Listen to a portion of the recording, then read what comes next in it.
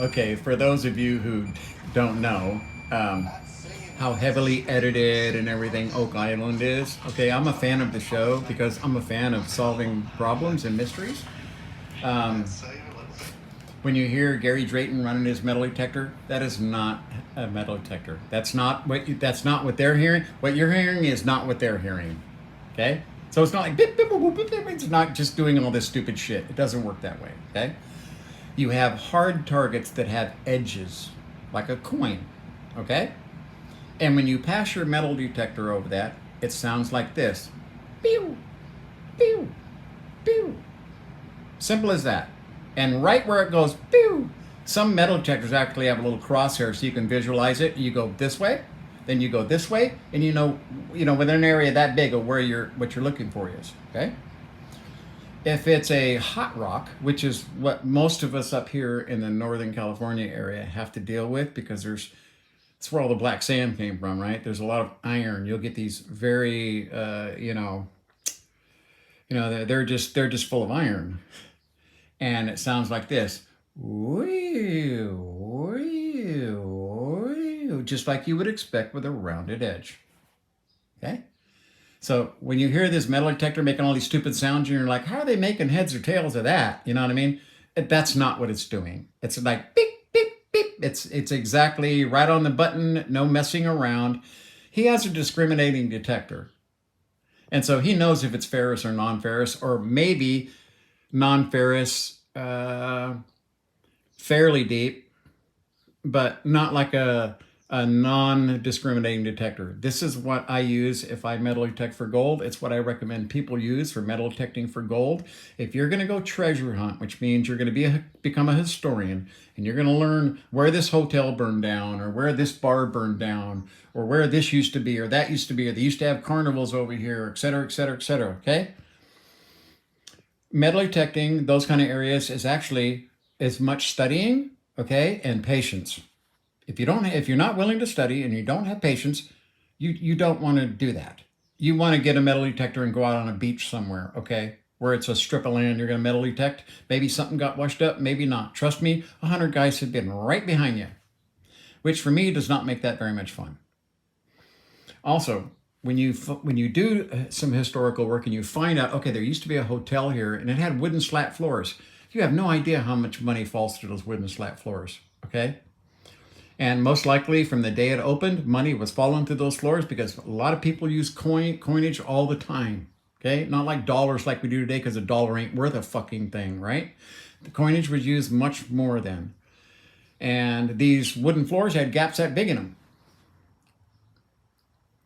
So when the place moved or burned down or got sold or whatever, that they're still there, and you need some good penetrating power. That's why I say go with a fisher with so you have all around use. I would go with a 12-inch elliptical coil so that you have power, because you're not going to go to those places. If you're looking for gold, you don't want to go to the place where they're looking for coins. Those two things are complete opposites. When I gave seminars on metal detecting down in Walnut Creek, people would freak out because I'd say, well, if I find a silver dime, I'm going to leave. And they were all horrified that I said that, until I showed them a bunch of nuggets about that big. Then they understood. I said, you see, nobody's ever walked here or been here looking for gold before. You know that. All the way back to the Incan and Mayan Empire, okay? The American Indians, all of it. You know that this place has never been touched. Nobody picked that up. You're the first one to find it since nature turned a spider web into a gold nugget. And yeah, people don't understand how gold nuggets get formed. You have replacement deposits. You know what I mean? Mainly for most nugget deposits, there's a hole and there's another material inside of that non-permeable barrier. And the gold, having a higher specific density, comes in, and that other material is basically pushed down the matrix. Okay, where you have this fracture running through, some quartz. Now, if you could shrink yourself down really small, it would look like a giant chasm, like the Grand Canyon going through this, even though it's thin as a human hair, right? As that wore down, because gold's so soft, it didn't get ripped off and torn. Now, a lot of it did. A lot of it got ripped off and torn, and so that's how you find the little tiny micro pieces of gold, okay? But you will find these little blobby ones that are rounded, okay? Those were stuck somewhere. And the rock literally eroded around this noble metal, and it slowly but surely started congealing from a big fluffy ball down into a real hard packed ball. And the reason I know this is true is because, well, we were going to clean some gold in aqua regia. That is sulfuric and hydrochloric acid, a certain percentage. We won't talk about that. Aqua regia is the most powerful acid. We put a gold nugget in there. It looked like, it kind of looked like a horse's head. It was about this thick, about just under a 1/4 inch thick. And it was about as big around as a nickel. We dropped it in this jar. Not a jar, but a tube that was 5 inches long and that big around with a black cap. That's what we used to put our gold in. And we left it there for a few days. And what we expected to see, because this gold, you could tell, had impurities folded in it. And so we thought, oh, well, we'll just eat the impurities out. And what we left with is a solid piece of gold with holes in it that you could see. And only this bad material would get eaten up. Not. So we took a beautiful jewelry piece of gold and turned it into a brown dust. It wasn't shiny. It looked like not even rust, not even orange like rust. It was just a brown dust. Also, gold, if you spray it on glass 1 molecule thick, like they do for astronaut visors, it's actually purple. The color of gold is actually purple. There's a lot of weird things about gold. A 1 inch by 1 inch by 1 inch piece of gold can cover an entire football field in gold leaf. Another thing, when I watch these people carrying suitcases of gold around, okay, think about this. A 12-inch block of gold. 12 inches by 12 inches by 12 inches. Okay? So what does that weigh? That's over 1,000 pounds. Over 1,000 pounds. So when you see these people with 6 blocks of gold that would basically equal a 12 by 12 by 12, okay, that's 1,000 pounds.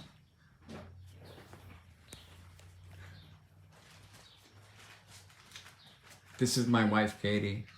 She's gonna hide. What's up, baby? I'm leaving. Okay, honey. I love you. Bye. All right, I'm just talking gold. Okay. So, where was I? Oh yeah, so yeah, first off, don't put your gold in aqua regia. Second, it's gold is weird. Gold is where you find it. It's not, if you go where it is supposed to be, guess who's been there before you? I can tell you that every Irish and Chinese and English and adventurer and, poor guy from back east was crawling around these mountains. The trouble was they didn't have the gear and the equipment we have nowadays. The metal detecting capability, oh man, some of these guys would have fucking cleaned up, okay? Their sluice boxes, how inefficient they were, right? It was just, and they raced each other. And so they left a lot of gold, but it's obvious where it's at, okay? And that place is not where it's supposed to be. You can buy VHS tapes, you can buy all of this shit that's going to tell you, oh, look how I'm sucking dirt up off the ground, and oh, look, there's a gold nugget. Dave McCracken. He made more money doing VHS cassette sales than he ever did mining gold. He didn't know shit from Shinola when he came into our camp out at my grandpa's cabins and learned from us how to mine gold. And then he went and did videotapes. Smart guy. It's always the guy selling the shovel that makes the money. He realized that real quick when we explained to him about the recovering gold, that it's not easy. If it was easy, everyone would do it. If I told you, hey, there's a $100 bill laying over there, people would be fighting to go get it. Okay, but if you had to move a big pile of fucking rocks to get to it, the guy who really needed it and wanted it, he'd probably be the guy that got it, because he's going to move all the rocks. It's no free money, no free lunch. Okay, but it's a lifestyle you can live. Placer gold is non-taxable. When I was going to do the gold school, I didn't get enough of honest response. Okay, there was too much jealousy, and the whole human just like reality TV. It was really ugly, and that's why I don't like to show people or teach them or do gold or anything like that anymore. I don't enjoy it anymore, really, because the impact was just fucked up. The trust and driving people apart, and it was not pleasant. Okay. If you're going to do it with a partner, I suggest it's somebody you've known for 20 years, or it's your old lady, your wife. It's not easy to find, but it's not where it's supposed to be. That's the only thing I can tell you. You're not going to find, there are certain places geologically, you need volcanic activity, and there's certain things that are prerequisite for having gold, you know what I mean? But it hasn't all been hit. They ran up there. They raced each other. Their equipment was shitty. They would literally flume the river, which was a wooden trough that went along the river that took all the water that direction, and they went down there and they moved all the rocks. People ask me all the time, what are those pile of rocks? That is, we have areas out here that are gigantic. That's from the dredges that basically took their water with them and went through the old riverbed area. It's that out there. My uncle found 2 huge nuggets. My Uncle Teddy. They looked like dog turds, and he bought a new Ford F-250 then. That was like, oh fuck, 1968, 1970, 71, something like that. Just walking out here. It's a funny thing. It drives people apart. Everyone thinks, oh, well, fuck, this is easy. I can go do that. And next thing you know, they're off going to go do their own thing. That's why Parker appreciates the good people that he has. These gold mining operations, okay, you have to be tight and you have to trust one another, right? Without that, nothing works. Because it's a non-taxable item. Non-taxable item. See, when we went off the gold standard, before that, you weren't allowed to possess gold in large amounts. But when we went off the gold standard, you're not allowed to keep bullion. But you can keep gold in its natural form, and that is non-taxable because it is an exhibit. It is not money. So that's the difference. When I did that, I ran an ad. I had all these federal guys show up. You could tell they sat in the front. Everyone else was dressed normally, just looking for a new way to make a living and get the fuck out. They were basically sideliners, right? They wanted to work outside of society and be able to just live. That's all. They didn't want to fucking be a millionaire, and they just wanted to live. And the main thing I told them was, look, for $100 a year, you can get a piece of land here, here, and here. You stay 3 months here, there, and there. You have a camp at each place. In wintertime, you go here. Summertime, you go here. Fall, you go here, right? There's claims are easy to get. And you used to have to show $100 worth of improvement. No more. You only have to just give them $100 a year for a 20-acre claim. 20 acres. Most of them won't have gold on it. They will have been picked through, right? But some, like people that like hunting gems and stuff, right? Same kind of stuff in the same areas. It's fun, and at the same time, it shows you the worst parts of man. The best parts and the worst parts. Some people you can work with, and other people, it's no trust. It starts out just like Treasure of the Sierra Madre. I know I've done this video before, especially with the gamers page. I talked about, if you don't know what I'm talking about, I want you to go watch Treasure of the Sierra Madre with Humphrey Bogart. And you'll know exactly what I'm talking about. And because I can tell you, when I watched that, I was enthralled because that's how it gets. Okay, brothers kill each other over this shit. Nations went to war over it. It's weird when you hold it in your hand. It doesn't even feel normal. That gold is so warm, and especially the 98, 99% that you get in nature, that gold color, you can't fake that. You can't. Anyone who thinks that brass or fool's gold looks like gold has never seen real gold. Okay, it's orange almost. Beautiful stuff. Beautiful. You could still do it today. Metal detect, dry washing. People are washing dry material, but that's dirty, hot, dusty work. That's why people like to work the rivers. And so what the government did was, when I started, we were working an 8 and then a 5. We went from an 8 to a 5. We tried a 6 for a while. It wasn't any better than the 5. The 5 was more efficient, easier to move the hose around, that kind of thing. But even then, you had to choke it down to a 4 with a wire cage so that you weren't getting jams all the time. You're talking about running a Honda 250 engine up there. You get a rock stuck on the end of your dredge hose and you're not pulling it off. They have to idle down the motor, and that's timed down, right? Yeah, they just went down the numbers. Pretty soon, I think we're at a 3. I think you can't have anything larger than a 3-inch opening. But think of all the rocks that are 3 inches, right? And that you're gonna not have to move by hand. That's all your shovel work. You can put all the rocks big as your fist in a basket. Okay, so it does save you time and work, and it's a matter of if you're gonna look for pay streaks, they don't get re-put down that often. It takes a long, long time before a pay streak will accumulate enough gold to be worth mining once somebody's mined that area. So I can tell you, where we were on the Feather River, the areas that weren't mined were obvious because the fucking overburden in the big rocks was like concrete. No one's been there when you hit it with a screwdriver and you're like, is this concrete? Is this a concrete? How did this concrete rock get here? Really? Where you having to use big bars. But then that's the geological seal. No one's been there. See, it's glued together because Shasta, Lassen, when they're blowing, these volcanoes are blowing all this ash into the air.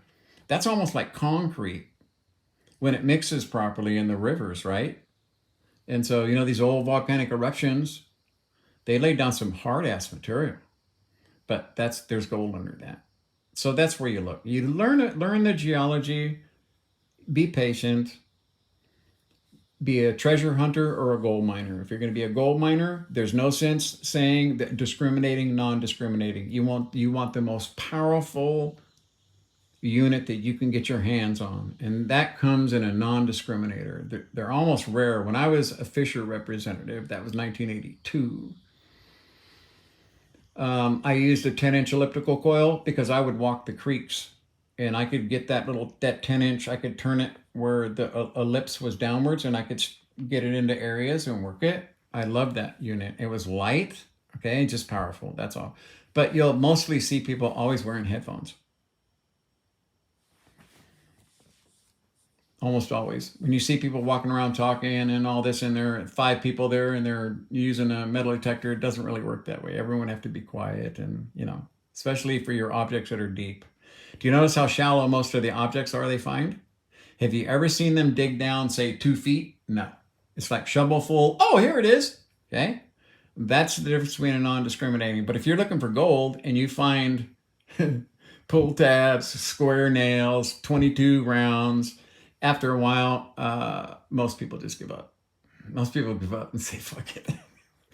This ain't for me. Okay. And it isn't. If you're gonna do that, you get discouraged. Well, your first mistake was you went someplace where you could find a pull tab. That means it either was washed there by water or somebody dropped it. Okay, it didn't fall out of heaven. So now your options at that point are to leave, okay? Or to try to find something, in the area that you could maybe work. No sense going someplace and not at least attempting to try it, because sometimes, you don't want to turn anything down. You never know. The guy with the pull tab probably didn't have a metal detector, okay? But people have been walking around there. And so this dry creek you're walking up, because most of them are dry and work all the ravines, okay? Um, most times if you find a pull tab, say it was somebody mining up there. If it's in the middle of fucking nowhere in a ravine where water isn't at, someone's been there, just leave. Have the willpower to go fuck it and leave. Then, when you find someplace with no human artifacts, no square nails, no nothing, but a lot of hot rocks, and you're working it really hard and you're not finding much, that's an area where you have to be patient, but that's where you're going to find something, okay? You have to be patient. Patience is so big in metal detecting for gold, because it's going to be feast and famine. Trust me, it's not feast or famine. It's going to be feast and famine, okay? But if you're patient, you know what I mean? Like this one right here.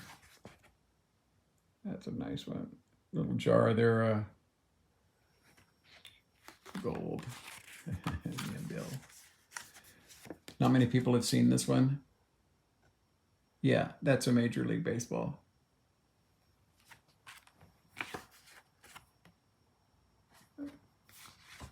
This was a good spot. See the whale on the left? See the whale on the right? So you got a humpback whale there, right here. This one right here, that's a humpback whale. And there's another whale, this Moby Dick right here. This is a violin, right? And this is a guy sitting at a table working. Isn't that weird? You see faces in clouds. It's just part of humans to do that. But gold tends to do it a lot. Something else weird. So you got a jar like this, and it has 150 little pieces of gold in it. And you play and you look at that jar. When you go back, what you'll see is that, oh yeah, there's that same piece. They don't all look alike. They look so much unalike, they're like snowflakes. Nature made them. And you can pick it out of 100, easy.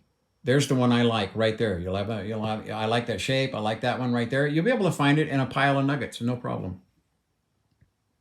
Anyone who's worked with gold knows I'm telling the truth. Has personality. This me and Bill. Look at my fucking chicken legs. Look at those legs, man. But I had some fucking guns though, because I was lifting rock all day long. I was pumped. See how shallow the water is? And cold. And cold. So we'd had to go, there was about 8 foot of overburden there that we're removing. 90% of the gold we found had mercury on it, the small stuff, okay? And that's what pissed me off about, the Sierra Club didn't understand that we were cleaning rivers. They were bitching about us destroying fish habitat when we were the ones cleaning off the moss and filtering the dirt. And, we weren't dredging when they were spawning. We weren't dredging when they were spawning. Then we would clean the fucking mercury up. There was a total fucked up situation all the way around. People should still be able to go up and dredge with a 5-inch dredge, especially with the waters being warmer, because you dig holes where the fish can survive in the cooler water. When it gets hot in the middle of summer, they have respite in these holes you've made. Okay? All right, enough about gold today. Is that a bad boy or what? Huh? A lot of copper, a lot of other materials in that. That assayed out at 67. Came from a different area. All of these right here, these all came from the Feather River right here. You can see the color of the gold. Look at that orange one right there. Look at the orange one. That's violin. It's orange. See how dark some of these are? That's your pure gold. The stuff that has copper and silver and all that, it looks orange like this one, or it's, it looks more brassy. You know what I mean? Should you go do it? You know, I keep getting asked this, and this is why I'm doing the video. I guess I'm struggling mentally with ruining friends' lives because they're insisting that I tell them how to do it. Fuck. I would do it if I was young and healthy, and I didn't have kids, and I didn't have any responsibilities. It's a fun lifestyle for a while, yeah. But you'll get tired of it because it is a lifestyle. For me, I believe it's more of a retirement kind of a lifestyle if you can find a good claim than anything else. You know what I mean? You're living rent free. You're earning a small income from the gold you find. Most small claims, you can be fairly consistent if it's got good gold on it. You know what I mean? 3 20-acre claims, something like that.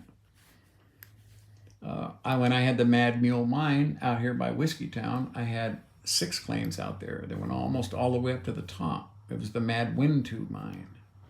And my plan was to do all the old tailings that were up there, just everywhere, giant piles of tailings where the creek had cut its way back down through it. You know what I mean? I wanted to run those through a modern sluice box. And then drug abuse reared its ugly head. I had made deals with everybody to make sure that shit did not, their problems did not come up here and become my problems. And of course, they tried to make them my problems. And so I said, here, you pay me off. They're now your mines. See you later. I have no idea what they fucking did with it. The way their life was going, I imagine that it just continued on the downward spiral it was on.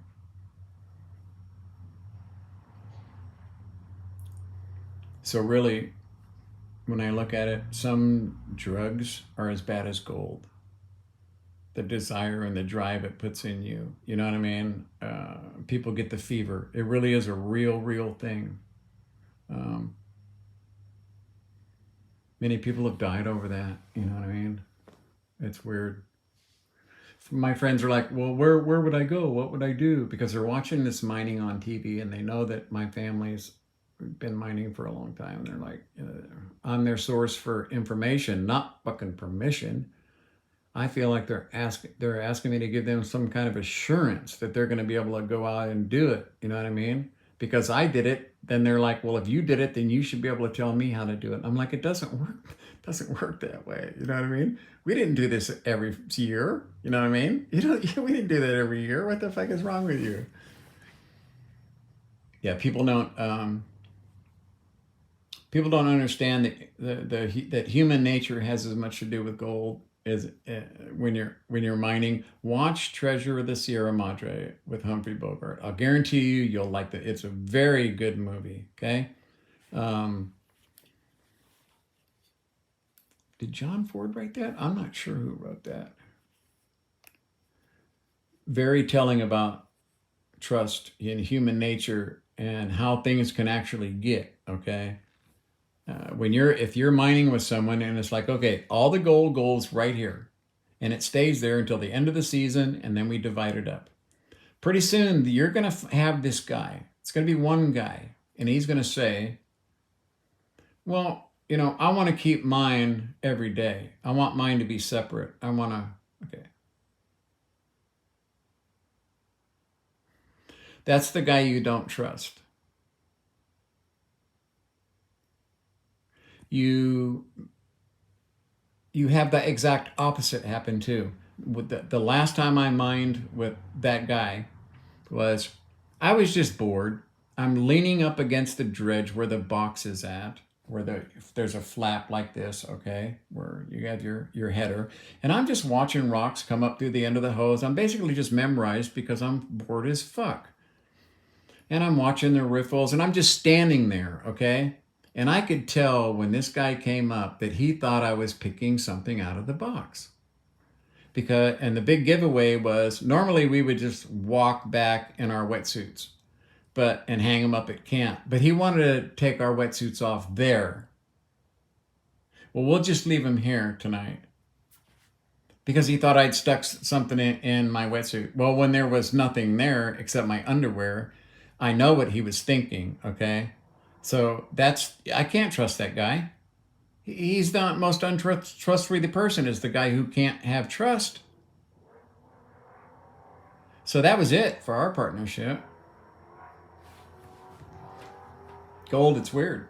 It's a social thing. Do it with your old lady, that kind of thing. If you're going to go live it as a lifestyle, then that is your money.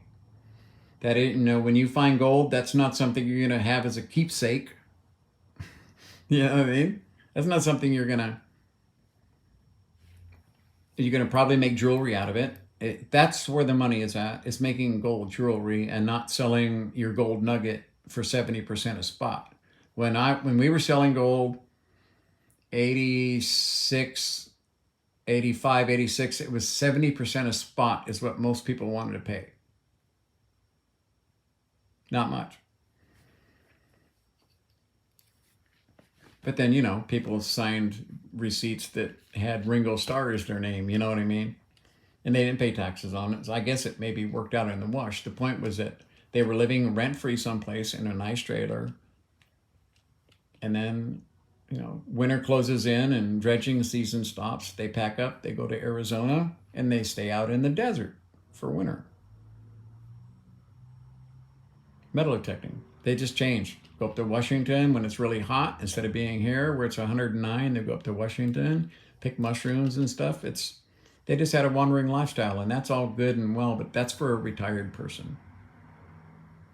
If you're a family person, man, you can't do that. And if you can't go metal detecting in the middle of nowhere, maybe possibly getting some gold, it has to be, a sure thing. And that's when people look at TV and you see bulldozers and backhoes and shit, that's guaranteeing you money if there's gold in the ground, because you can almost estimate what you're going to get on a piece of property by doing core drills.